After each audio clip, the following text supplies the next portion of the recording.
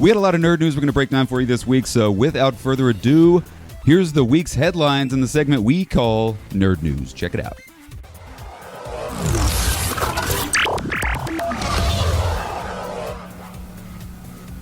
All right, guys, first big nerd news story of the week. This one sent shockwaves, not only in the DC fan community, but just the entire nerddom fan community. We got our first look, a screen test. They're calling it a screen test for the Matt Reeves Batman starring Robert Pattinson. We finally get to see what Robert Pattinson's going to look like in the Batsuit. More importantly, what the Batsuit's going to look like on its own. Robert Pattinson. You don't see a lot of Robert Pattinson. You just see his chiseled jawline. That's right. About it. It was okay. I thought it was pretty cool. It was pretty neat. It didn't knock my socks off. That's true. But, I mean, it was just a screen test, so supposedly. So they call it a screen test. Yeah. Like, it wasn't a screen test like that Joker thing was a screen test. Right. That was dope. And if you remember the first time we saw Ben Affleck in his Batsuit, that knocked my socks off. Right, that was pretty cool. That was like a Batman like we've never seen before. This is like a Batman we've already kind of seen before. Yeah, so didn't knock my socks off, but there were some really cool little Easter eggs that were in there. We're going to break those down for you. You've probably already seen them on social media and on the internet. So what is it? It was just this short little 20-second thing.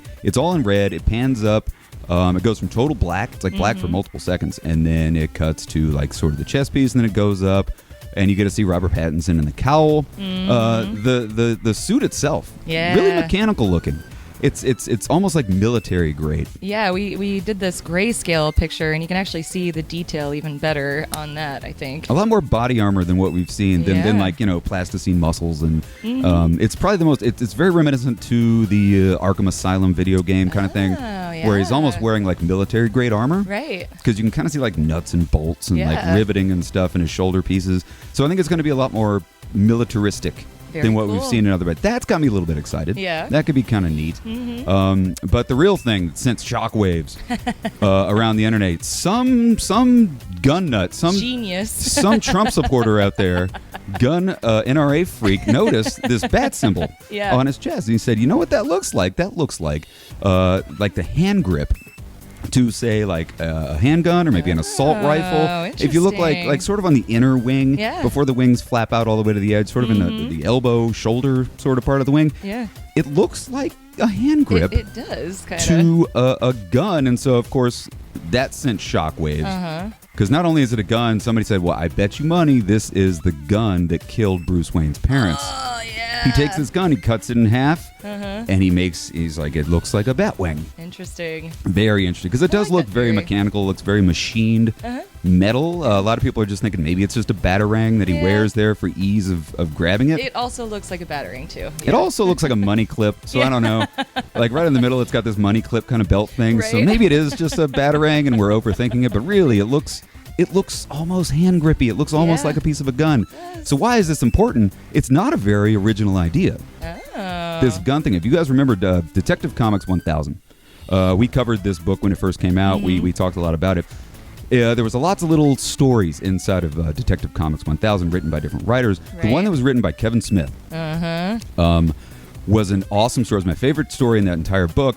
It sort of tells the story of Bruce Wayne melts down the gun that killed his parents, and he puts it on. He makes like a body armor plate that he puts behind the bat symbol. Interesting. So his parents, the gun that killed his parents, now acts as a protection for his heart. Exactly. Aww. So poetic, so beautiful. So you're saying Kevin Smith probably had an influence on this big time. If this is the case, they got it from Detective Comics 1000, awesome. specifically Kevin Smith's story in Detective Comics. I love it. That's great. I hope that's the case. Yeah. Because why else would they? Because they really showed a close up of it. Yeah. Why would they go so close on that thing if it wasn't an Easter egg? Because it's just the bat symbol on the chest. Right. So I think it's almost assuredly going to be that. If it's not, oh well, I'm cool with it too. I don't understand why it has a little money clip on the side. But anyway, I don't know that much about guns. So guys, sound off in the comment section. Let us know, what did you think about this? It didn't really wow me. No. It didn't impress me all that much. But hey, I mean, I'll take it. Give me what you can give me. Exactly. I'm excited about the Batman. And the score was great.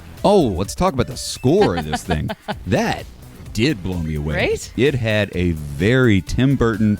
Who's the guy that did the score for the original Batman? No, Danny Elfman. Yeah. Had this real Danny Elfman sound to it. It sounded like the bum bum bum bum bum. That's what it reminded me of. Yeah. Big time. I don't know if Danny Elfman's doing the score or not. I don't either. but it certainly sounds like a Danny Elfman score. So if you haven't watched it, check it out and let me know what you think about the song, because that really is going to set the tone for the entire film. I love it. So, guys, let us know in the comment section, what did you think of the Batman thing? Did it knock your socks off more than it knocked my socks off? And do you think the gun theory holds water, as they say?